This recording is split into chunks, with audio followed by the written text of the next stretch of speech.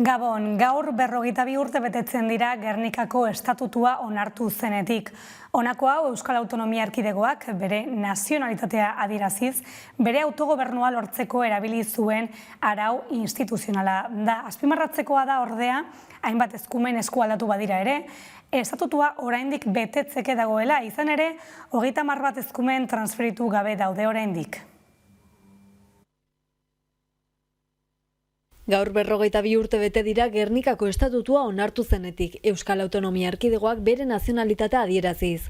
Bere autogobernua lortzeko erabili zuen arau instituzionala da 1979an Araba, Bizkaia eta Gipuzkoako herritarrek erreferendum bidez onartu zuten Gernikako estatutua.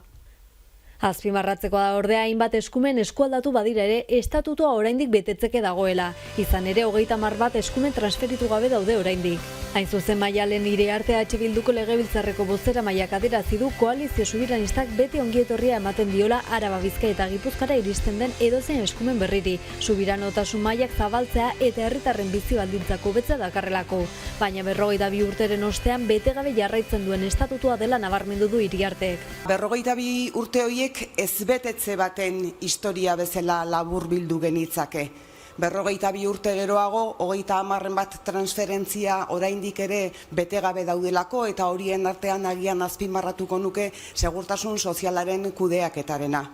Gaineratu du Gernikako estatutua ez dela gai Euskal Herriaren eta herritarren beharrei erantzuteko. Eusko Legebiltzarrean ordezkatuta dagoen gehiengo handi batek estatus politiko berri bat eskatzen du herri honentzat. Eta salatu du tiraderan ezkutatu nahi dutela EAJarekin eta Elkarrekin Podemosekin lortu zuten estatus berri baterako printzipioei buruzko akordioa.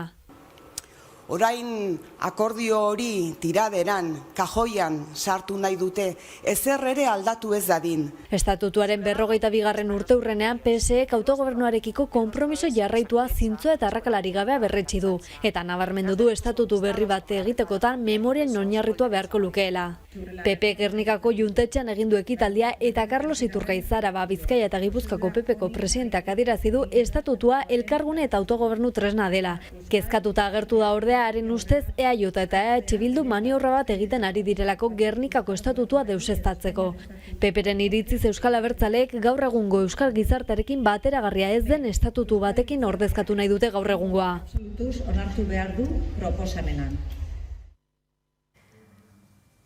Eta gurean baitan beste gaiari helduko diogu orain. Azken urteotan eztabaida iturri izan dira maiz euskal presoei egiten zaizkien harrera publikoak ongi etorri deiturikoak halakoek, etaren biktimei min egiten dietela gogorarazi ohi dute hainbat eragilek, izan ere, horiek debekatzeko lege proiektu bat martxan du Madrilek eta Arnaldo Otegik eta Arkaitz Rodriguezek astelehenean egindako urriaren 18ko adierazpenak ere biktima horien mina ahal den neurrian arintzeko konpromisoa jasotzen du.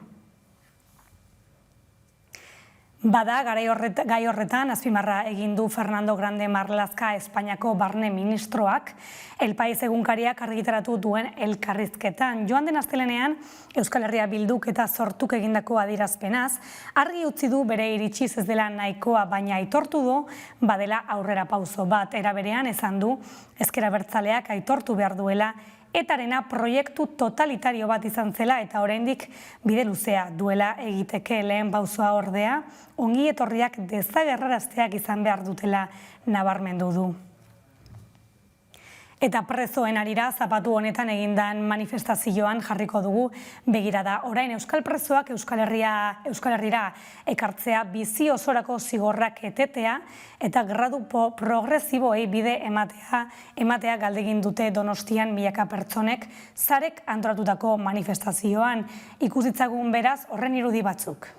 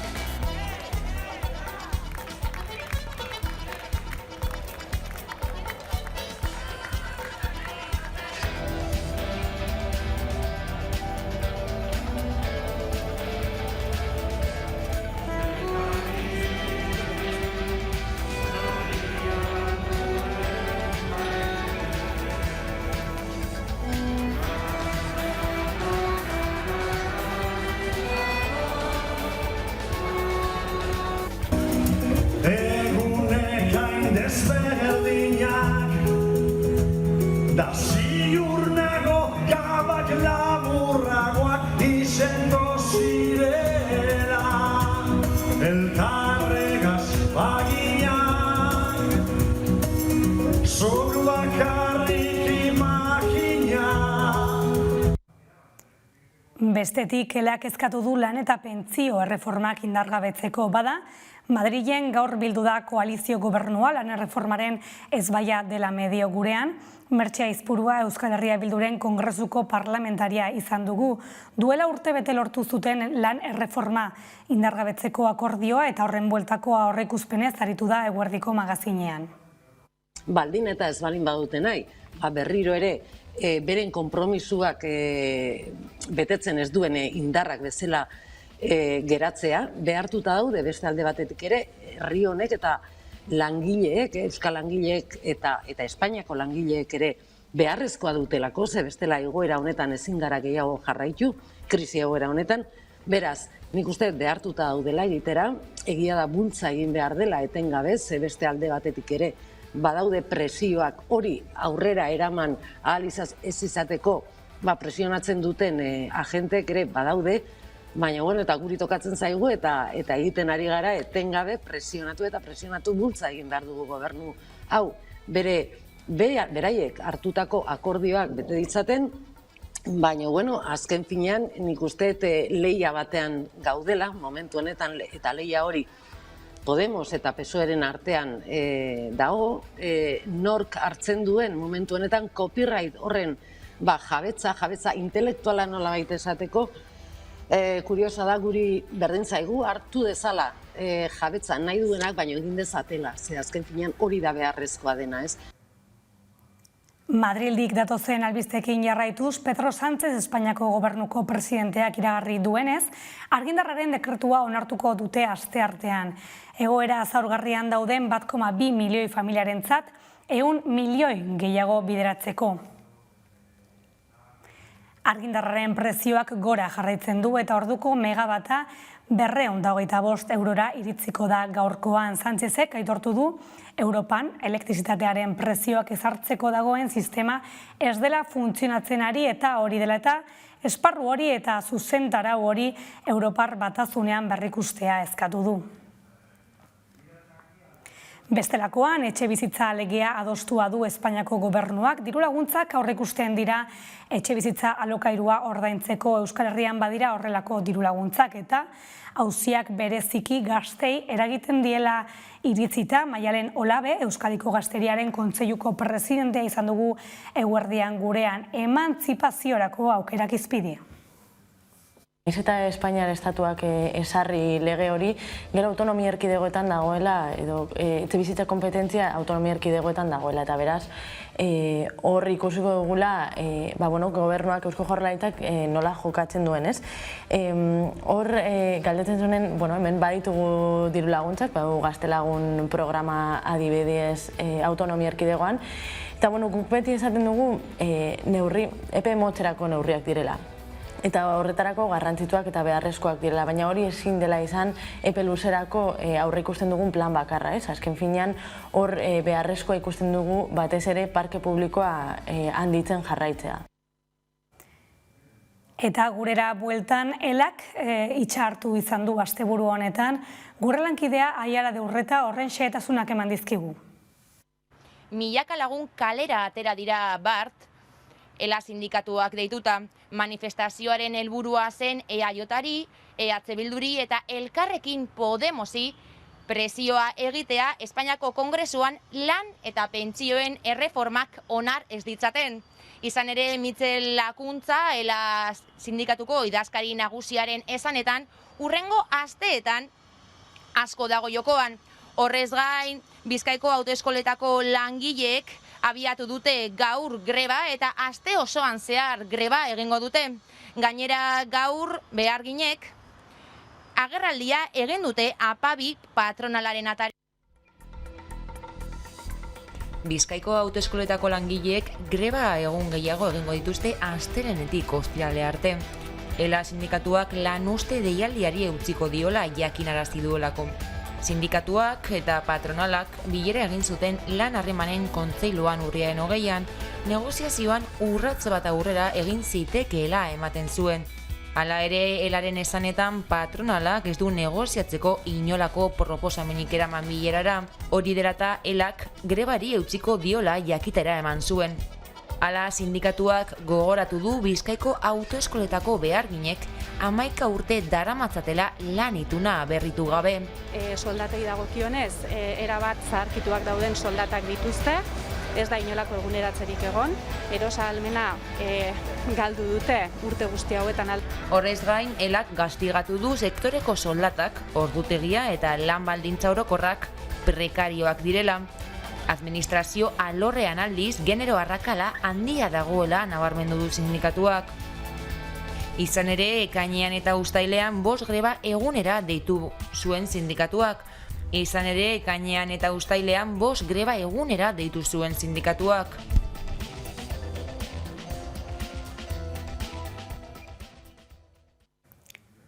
Eta lan esparruko istripuei begira laneko segurtasun osasunerako Euskal Erakundeak datu berriak argitaratu egin ditu.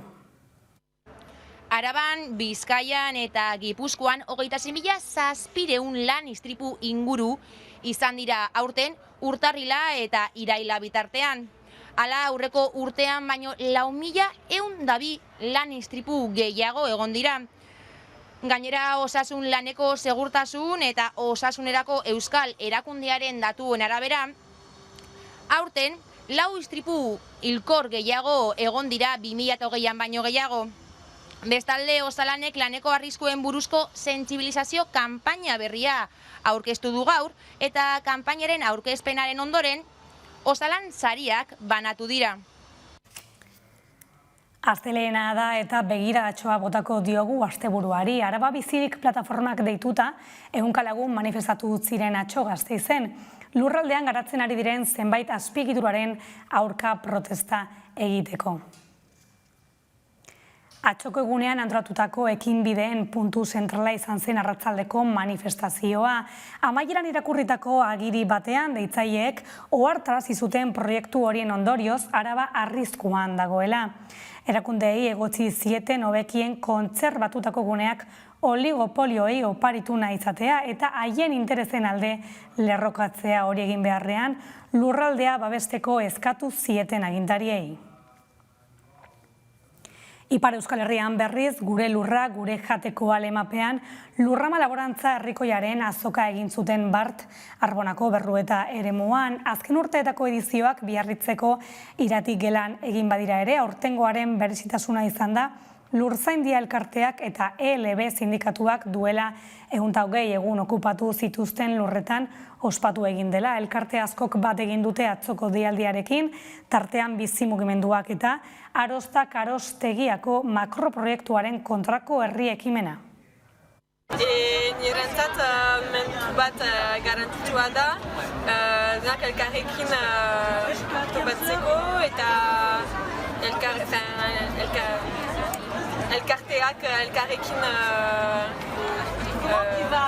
zaiteko.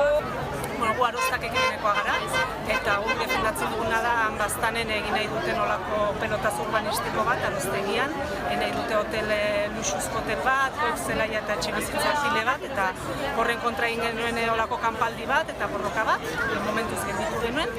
Eta guretako hemen egotea importantea da, azken finean denak borroka berak direlako lurraren defensa, eta gure lurra, gure nekazarien eta gure lurrak zertarako diren defendatzen. Ez aberatzen dako, baizik eta bertakon dako eta nekazarien.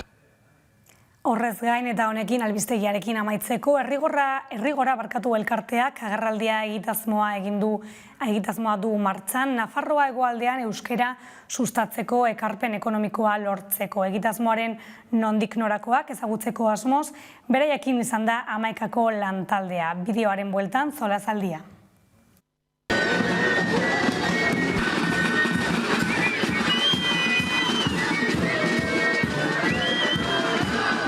Mugimendu horrek lagunduko du hauspo berria ekartzen euskararentzat agertzonaldean. Horixe da hemen bizitzen ari garena.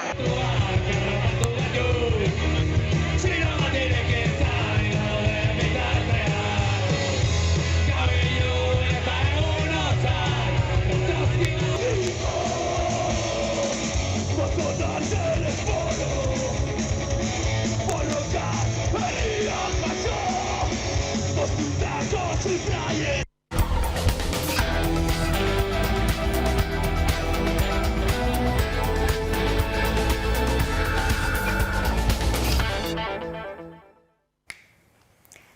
berriro gaurkoan berriz ekingo diogu solazaldiari, ondo etorri Jon Antza eta ondo etorri bebai Mikel Alvarez. Gabon, eskerrik asko gurekin egoteagatik. Bakizue, asteburu, larun bat honetan zehatz-mehatz Zarek manifestazioa antolatu egin duela Donostian. Horretan euskal presoak Euskal Herrira ekartzea, bizi osorako zigorrak etetea eta gradu progresiboei bide ematea galdegin dute. Entzun dezagun, hasiera emoteko Bego Atza Zareko bozeramailea. Bere jarduera armatua bertan bera utzi zuenetik eta egia da elkarbizitzarako pausuak eman baldin badira ere espetxe politikari dagokionean aurrera pausu horiek murritzak izan direla eta gaur manifestazio hau horren adibide dugu. Espetxe politikari dagokionean egia da urte honetan aurrera pausu batzuk eman direla, baina jende hau gaur bertan bildu baldin bada bidea egiteko dagoelako da, ez? Ez dugu ulertzen zergatik gaur egun familieko ehundaka kilometro egin behar dituzten beraien senideak bizitatzeko, ez dugu ulertzen zergaitik preso hau etzaien graduen progresio aplikatzen, eta ez dugu ulertzen ere zergaitik askotan dagozkien baimenak blokeatzen zaizkien, ez? Beraz, gaur hemen bildu baldin bada, jendea hemen bildu baldin bada, egoera hori salatzeko. Hemen ikusi egin ditugu Donostiako irudi batzuk eta Bego Atza entzun dugu. Zer iritzi duzue horren gainean, nahi Mikel zurekin hasteko? Uste dut pasaren astean, astelenean estenatoki berri bat irekiztela, Aiteko 10. urte hurreneko adierazpen horrekin. Eta hor badirudi, nolabait estatu mailan mugimendu batzeko daitezkela, baina pasaren astean esaten hon bezala gauza bada eliten arteko akordioak eta eliteak ez dira zentzu negatiboan ez ditut esaten, baizik eta alderdi politikoen, sindikatuen eta administrazio publikoaren edo gobernuen arteko akordioak, eta beste gauza da larunbatean ikusi genuena, ezta? Ez, mugimendu sozialak edo azpitik datotzen mugimenduak. Eta bi faktore horien arteko kombinaketan uste dut egon daitekela, elkarbizitza demokratiko baterako tresna, bai estatutik eta EAEtik eta Nafarroatik etorri daitezken neurrietan, eta baita gizarte zibilean egon daitezken mugimenduetan, bai presoen aferan, bai elkarbizitzan, bai biktimen aferan eta bestelakoetan ere bai. Bai, erabat dagoz nago, ez? Nik uste dut, larun batean, han izan nintzen ere, ez? Eta, azkenean ikusten dezuna da, herri mugimenduaren importantzia agenda politikoan, ez? Nik uste dut, eta horregan David Plak berak ere uste azpimarratzen zuela, ez? Iruditzen zait, etaren amaierak berak ere eduki duela ezaugarri bat, eta izan da gizartearen parte hartzea aktiboa, ez? Eta uste horrela erabaki dela, zeren hor egon da momentu historiko bat, non estatuak ez duen konponbiderik nahi izan, eta ez duen nahi izan, eta horrela esan du gainera, ez duten nahi izan, ez? Eta hor erabakia izan da, eta euskal gizartearen erabakia izan da azkena, eta estatuak ez du nahi, baina gizarteak nahi du, eta beraz bloke hori gainditzeko, alde bakarrako pausoak eman dira, baina beti ere elitetatik asko zaratago gizarte mugimendu sendo eta ekimen handiko bat izan, ez da bai armegabetzari dagokionez, bai elkarbizitzaren aldeko aldarrekapenei dagokionez, eta bar, eta bar. Iruditzen zait, larun batekoa hori dela. Nik ezagit eskenatoki berri bat irekidan edo ez, edo dan irekita zegoen eskenatoki baten sakontze bat edo beste pauso bat ematea, baina egia da pozgarria ere badela gizarteak oroar gehiengoz bere egiten dituen aldarrekapenen aldeko hainbesteko mugimendu zabal bat ikusten ze jende asko zegoen. Bai. Elkarbizitza blokeoa aipatu egin duzue. Zeintzuk dira oraindik dauden oztopoak? Oztopoak badaude, zeintzuk dira zuen ustez? Bai, oztopoak zertarako esan dute. Azkenean, maila ezberdinetako oztopoak egon daitezkelako, ezta? Bai, herriari begira edo bai, adibidez, eurek Auzitegi Nazionalak ezartzen dituen blokeoa, horiek direz oztopoak, ezta? Estatu mailari begira edo. Bai, hori da, hor, irudizet, inoiz baino garbiago ikusi dugula, oztopo maila ezberdinak hor daudela, ezta? Estatu ezberdinak daudela.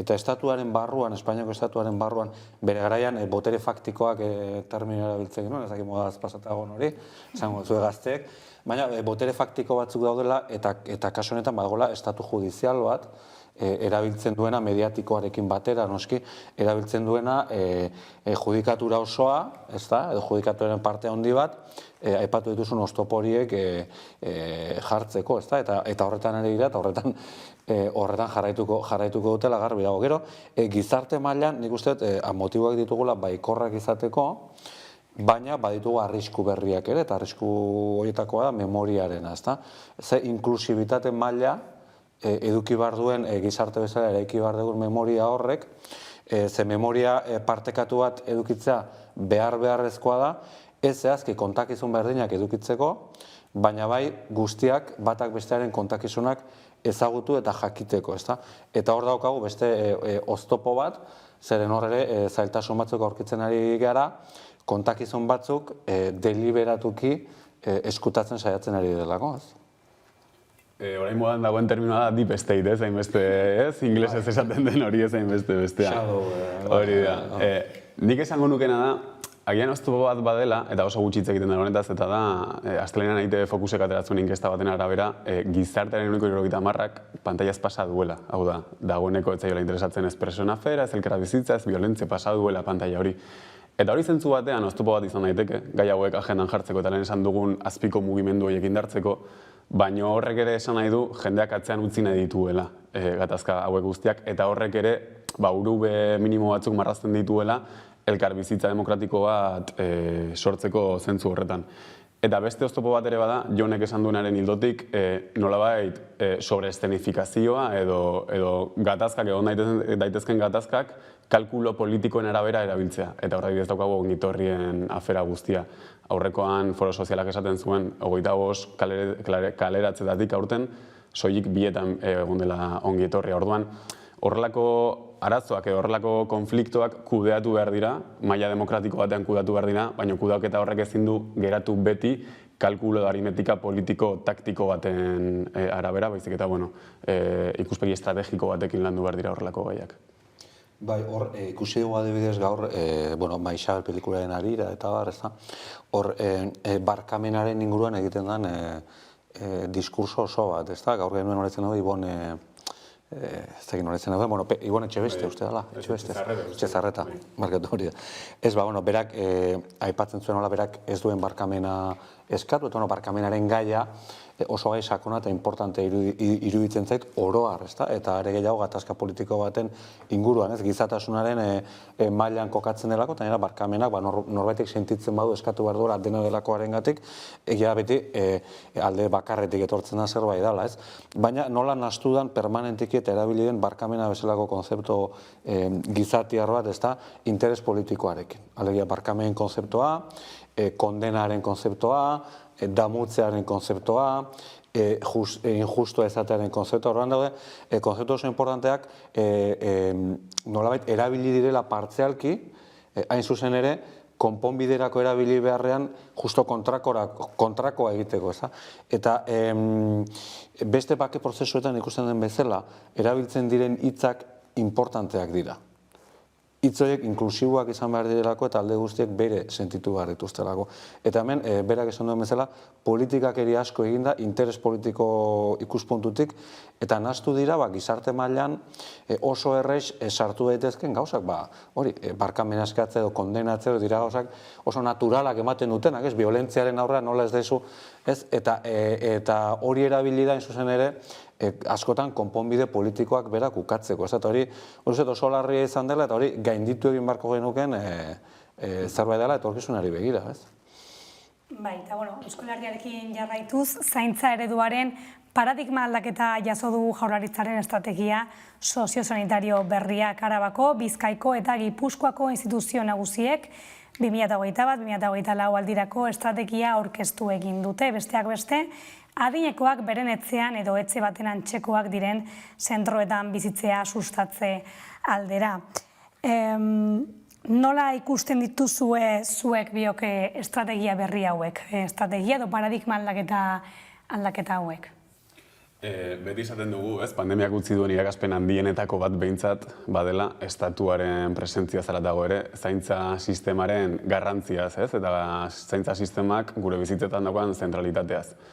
Eta nik uste dut instituzioak horretaz jabetu direla, jabegin direla, eta behintzat maila komunikatibo batean lantzen dutela.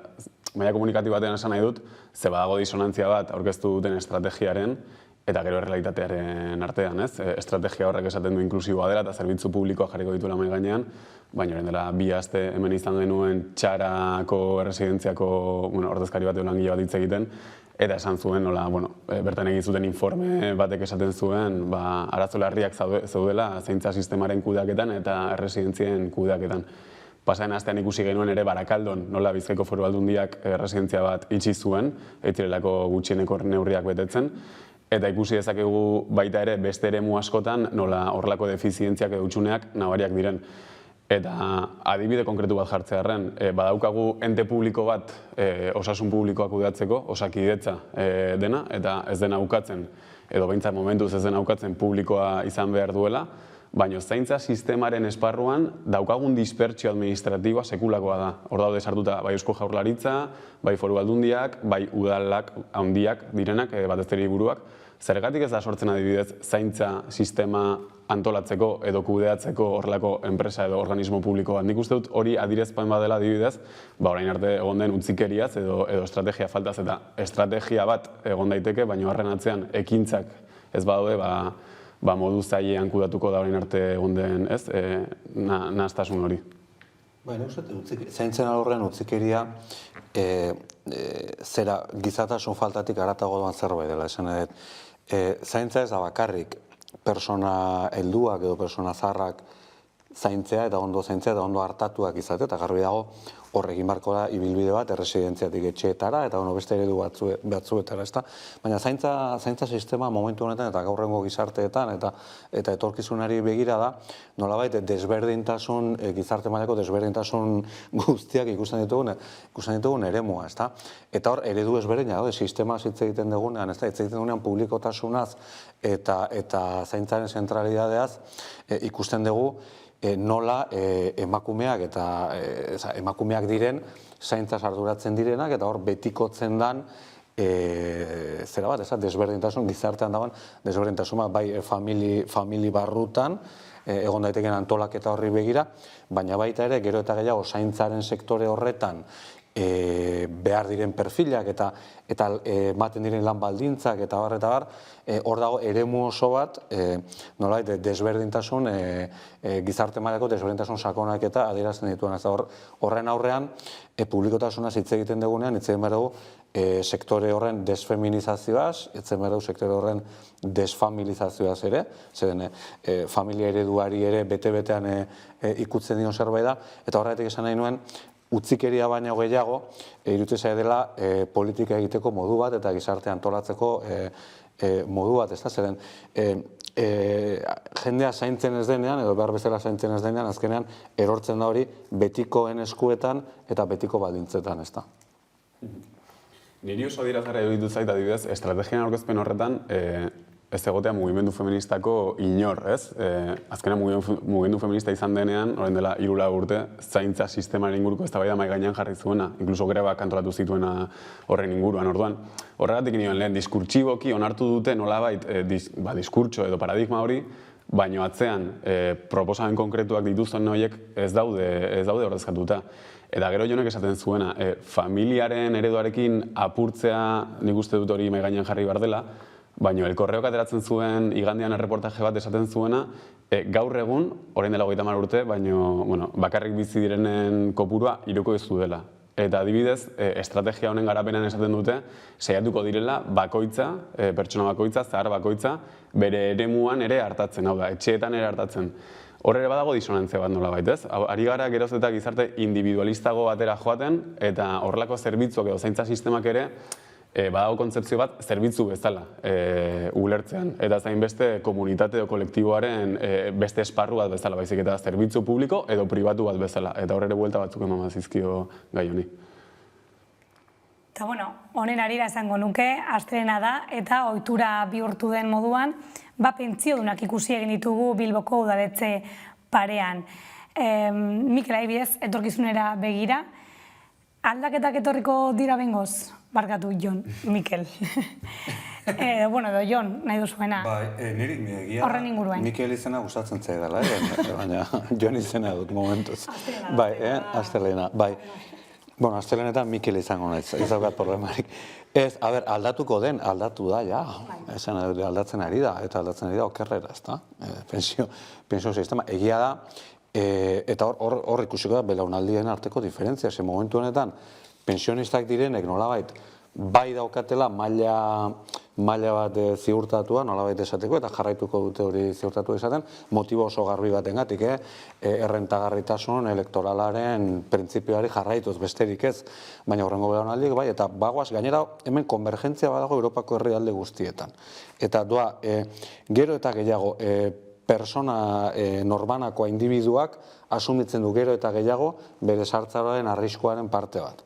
Alegia, pentsio sistema publiko, universal eta guztiei ziurtatutakoa beharrean, goaz, hiru ez zutabetako sistema famatura, minimoa ziurtatzen duen estatuak, minimoa esaten dugunean da, minimo bat, bigarrena da langilearen kotizazioetatik finantziatzen dena, eta hirugarrena da pribatua. Eta hor, sortzen diren desberdintasun sozial horiek, ja sortzen dira, hasieratik alegia, gazte bat, prekariatua, zirkuito prekarioan sartzen den momentutik, nolabait ja, oso konstiente izan behar du, bere erretiroa izango dela ere prekarioa. Eta beraz, hori ja, aldatu dan gauza bat. Eta aldaketa horretaz hartuko gara etorkizunean. Zer egin daiteken aldaketa hori ekiditeko? Egin daiteke horrelako eskubide sozial guzietan gertatu den gauza bera inork beste zer inventatzen ez duen bitartean. Eta da, mobilizatu, asko haserretu eta borroka egitea, eta hobe, astea 30 urterekin, gure adinean baino, seguia oso berandu gabiltza, gure pensioak errebindikatzeko orduan, ez? Zaila da 25 urteko pertsona bat izatea bere pentsioen inguruan antolatzea, enplegurik ere ez daukanean, ez? Baina hor badago beste elementuan ikustu pentsionisten aferan eta da, aurrekoan atera ziren estatuko aurrekontuen inguruko borradorea edo aurkeztu duten proposamena, eta hor ikusten zen, pentsioak dira estatuko aurrekontuen uneko 14 edo 20 inguru. Hau da, esan nahi dut, pentsioak badira murrizketen helburu, baina pentsio kopuru hori ere bada privatizazioaren helburu, hau da, merkatua geroz eta esparru gutxiago ditu ez, bere burua erreproduzitzeko, eta ikusi dezakegu pentsio plan pribatuek kristolako kopurua suposatzen duten, eta kristolako errentagarritasuna izan dezaketen ere, inbertsio funtsen eskutan geratzen bada, edo bestelako esparru batzutan gertatzen bada. Orduan, enpresetan, industrian edo bestelako aferetan egon daiteken gatazka hori, errentagarritasunan inguruko gatazka hori, eskubide sozialetan gertatzen da, eta pentsioetan are gehiago, sinpleki kopuru oso handia delako. Hor, Miguel, errentagarritasuna asko aipatzen argumentua delako, eta liberalek aipatzen dutena, eta azkenean guztiz argumento faltsua da. Zen askoz garestiagoa da, askoz errentagarriagoa da, pentsio sistema publiko egoki bat edukitzea, ez edukitzeak sortzen dituen ondorioak askoz garestiagoa direlako, osasungintza sisteman eragiten dutelako, buruko osasunean eragiten dutelako, eta beste gasto askoz handiagoak sortzen dira. Hor, bilatzen dena da, azkenean, enpresa jakin batzuen mozkin pribatua. Ez da estatuari errentagarriagoa. Errentagarritasat esaten duen, enpresa pribatuaren ikuspegitik. Hori da, begira estatu batuetan zer gertatzen den osasungintzarekin adibidez ezan. Ez da errentagarriagoa estatuaren zat. Estatuak ez du dirurik aurrezten. Baizik, enpresa pribatu batzuk irabazi egiten dute. Eta hori da, liberalek sartu nahi duten beste trampetako bat, ez? Izan ere, gaiari lotuta, ELA sindikatuak deituta, milaka lagun irten dira kalera Hego Euskal Herriko 4 hiriburuetan. Helburua zen Eusko Alderdi Jeltzaleari, EH Bilduri eta Elkarrekin Podemosi presio egitea. Espainiako Kongresuan lan eta pentsioen erreformak onar ez ditzaten. Mobilizazioaren aurkezpenean sindikatuak argi utzi zuen alderdi horien botoek erabakiko dutela onartuko diren ala ez euskal langileen eta pentsiodunen aurkako neurri berriak. Eta, neurri berrien arira, bihar ministroen kontseiluak etxebizitza lege proposamena egingo du, zeinekin alokairuen prezioak kontrolatzea bilatuko da. Bilbon adibidez, arazoa dago bebai etxebizitzen kontura, izan ere udalak hiriko etxebizitzen inguruko diagnostikoa aurkeztu zuen aurreko ostiralean, eta emandako datuen arabera, adi 4.358 etxebizitza utzik daude, eta 2.122 utzik daramate gutxienez 2 urte. Zuen ustez, zein izan beharko litzateke instituzioen papera horrelako arazo bati irtenbideren bat emateko? Bueno, lehenengo, nik uste dut, Bilboko udala zoriondu behar dela, eta zemenduko ekotxen artean, ze 2015an hartutako lege bat, Eusko Legebiltzarrean hartatuko etxebizitza legea, orain hasi dira aplikatzen 2021an. 6 urte pasa dira, delako kanon hori, edo, bueno, zerga bidezko intzentibo edo sari horiek aplikatzen hasteko. Badakigu guztiz ez dela nahikoa arazo honi aurre egiteko, eta hemendik gutxira ere estatuko legea onartuko dela ematen du, ministroen kontseiluan, eta horrek ere arrakalak sortu ditu Podemos eta PSOEren artean, baina uste dut behin eta berriro paradigma berdina errepikatzen dela, bai etxebizitzaren aferan eta bai EREen edo ERTEen aferan, eta da, gobernuak ez diola aurre egiten benetako arazoari, hau da, esku gutxi batzuen menpe dagoela etxebizitza merkatua, eta azkenean gobernuak egiten duena da kontziliazio sistema batera jo, hau da, koltsoi bezala erabili bere burua. Zertarako, etxebizitza jabek bere etekinak jarraitzeko irabazten, eta azkenean azpian daudenak, etxebizitzara batera sarbidea izan nahi dutenak, apur bat egoera hobean kokatzen, bai diru laguntzen bitartez, edo bai bestelako mobilizazio programa batzuen bitartez. Baina azkenean hemen atzean daukaguna jabetza pribatua da, hau da, geroz eta etxebizitza gehiago dago esku pribatuetan, eta horri eskua ez badiogu sartzen, nekez egingo zaio aurre egoera honi. Bai, azkenean hori da, gizarte baten frakasoa, ezta? Sistema baten frakasoa. Egotea merkatu bat, edo egotea eskari bat, eta ez egotea eskaintza bat. Eta orduan horrek demostratzen du, etxebizitzan gaian geratzen dena demostratzen du, merkatu librearen mito horrenpean ezin dira utzi zenbait gauza. Tartean bizitzeko eskubidea.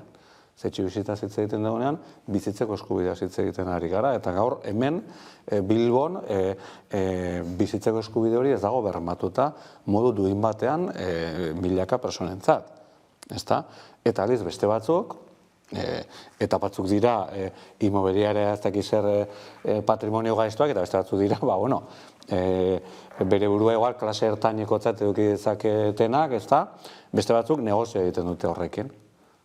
Parte bat, negozio egiten duena, eta beste parte bat, bere giza eskubide oinarrizko bat gauzatu ezin duena, Eta iruditzen zait, eredu horrek eskatzen dituela eraldaketa oso erradikalak. Zeren ez da bakarrik defensiboa izatea eta esate, jendea ez da dile egon desauziorik edo etxegabetzerik. Hori da gauza defensibo bat, esatea, asko zaratago joan beharra dago eta asko zaren neurri gogorragoak hartu behar dira, edo serioagoak eta sakonagoak. Zeren horrek ere pobrezia sortzen du eta hori ere oso garestia da. Oso garestia gizarte batentzat gazteak etxebizitzari gabe edukitzea. Horrek dituen ondorio guztiekin, eta sistema publiko batek ongizate hori bilatu beharko balu oso neurri gogorrak hartu beharko dituzke, gertatzen da horre interes asko daudela. Eta hartu behar dira, interesa daude, bankuak daude, pribatuak daude, eta horien kontra egin behar dela. Eta hemen nor dago instituzioetatik horien kontra serio egiteko prest.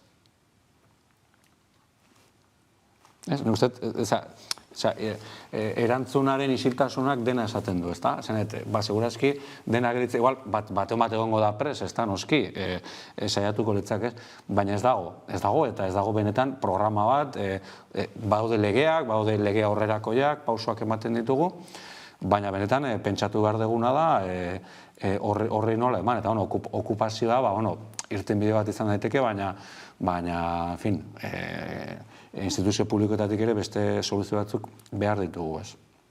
Eta gero dago beste kontu bat, eta ez askok Europari begiratzen diote, eta orain dela gutxi ikusi dugu nola Berlinen egin den, referendum bat, etxe bizitzaren inguruko aferak tratatzen, eta hor azken finean, atzean zegoena zen, jabetza pribatuaren afera, hau da, bozkatu zena zen, inbertsio funtsei kentzen dizkigun etxe bizitzak udal parke publikoan sartzeko berriro, edo jabetza pribatua erreproduzitzen jarraitzen dugun. Eta gero dago, Jonek esan duen beste elementu bat, eta da, horrelako etxe bizitzaren inguruko aferak ez du ekonomia produktiborik sortzen. Hau da, eske pobrezia da gazteentzat, baina pobrezia da estatuarentzat. Ze etxe bizitzaren inguruan aberazten diren horiek rentistak dira, hau da, errenta baten inguruan antolatu dute euren negozia, ez dute produkziorik, ez dute ekonomia errealik sortzen orduan.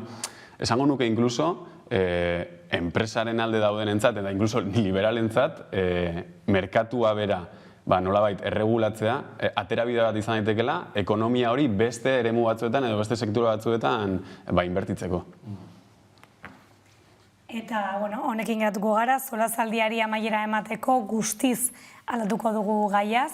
Bi youtuber gaztek ingelezak astebeteko bidaia egin dute Euskal Herrian, herritarrekin hitz egin da euskara ikasteko, eta bideo batean kontatu dute bidaia. Aitzitik, Komisiones Obreras sindikatuak helegite bat aurkeztu egin du Eusko Jaurlaritzak Arkauteko poltza betetzean euskara ezinbestekoa jotze aldera.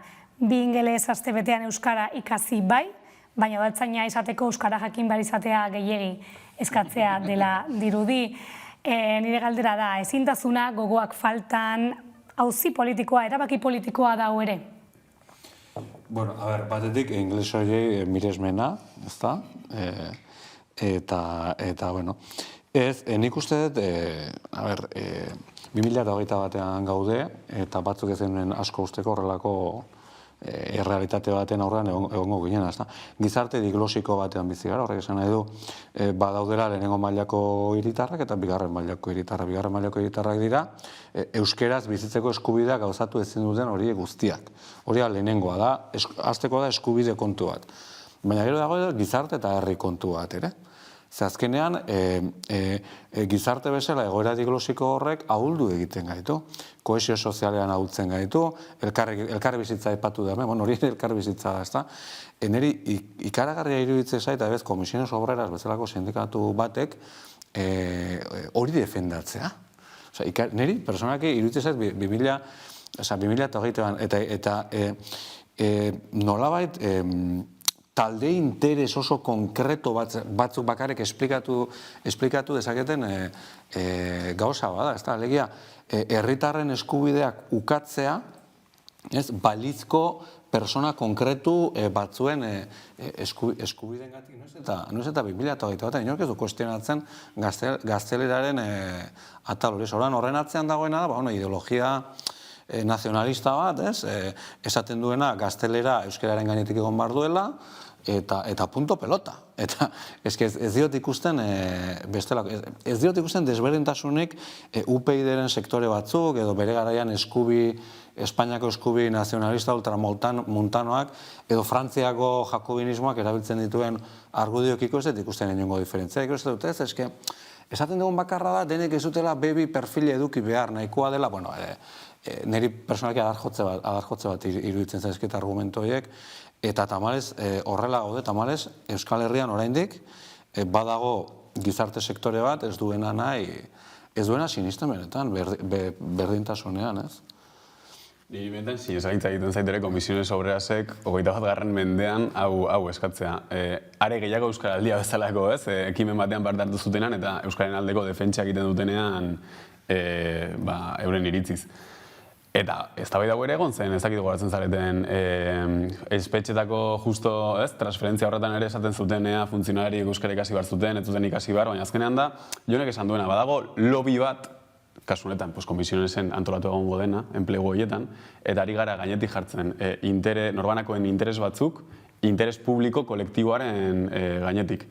Eta gero beste gauza bat utziko du gaina, baina, hau da, euskaraz hartatzea, euskaraz zerbitzua jasotzea bada eskubide bat, estatutuak onartzen duena, baina langile publikoa izatea da eskubide bat. Langile publikoa izatea da meritu baten ondorioz lortzen den gauza bat, eta meritu horien artean egon behar da zerbitzu publikorako bokazio bat, eta elementu horien artean dago euskara jakitea, hain zuzen ere, euskaraz, atenditzeko, hartatzeko gaitasuna izatea. Bukatzen oso gako importante eman dezu, da nola ulertzen du Comisiones Obrerasek enplegu publikoa?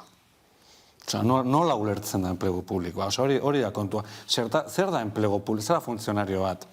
Zein da bere funtzioa, zertarako dago, hori guztia dago horren baitan, balizko eskubide batzuk, azkenean privilegio hutsak direnak, enplegatua, zera publikoan enplegatua izateko eskubidea. Jakina guztiek daukate eskubidea udaltzain izateko, guztiek, bete behar duzu baldintzak, eta punto, baina eskubidea ez dizu inork ukatzen. Hori izateko, ez da? Baina enplegu publikoa edo administrazio publikoa ez da kolokazio agentzia da, bokazio publikoa importantena ongizate komuna. Hori da beste guztiaren gainetik dagoena. Eta funtzionariak teorian, zehortaz ere asko hitz egin dezakegu, funtzionariak teorian dago horretarako, horren zerbitzura dago, ongizate komuna. Eta kasu honetan, ongizate komuna da, euskeraz hartatzea herritarra. Hori da ongizate komuna. Eta hori bermatzen ez balin badezu, ezin dezu lanpostu hori eduki. Oso simplea da. Horrekin geratuko gara, honekin amaitutzat emango dugu solazaldia. Mila esker gurekin egoteagatik, Jon, Mikel, eta gogoratu bihar berriro elkar ikusiko dugula, hemen arratsaldeko 9:00 laurden gutxitan, Ameka Telebistan gakoak saioan, Gabon.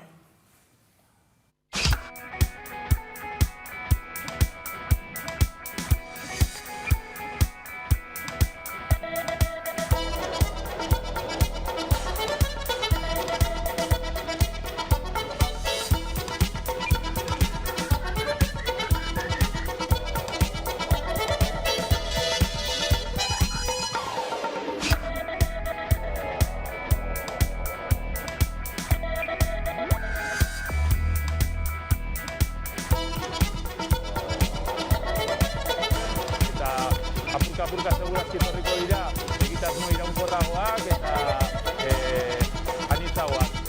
Eta orduan, AEK sortzen eta ikastolek egiten duten euskaltzaleak eta euskaldunak sortzeko atal horri,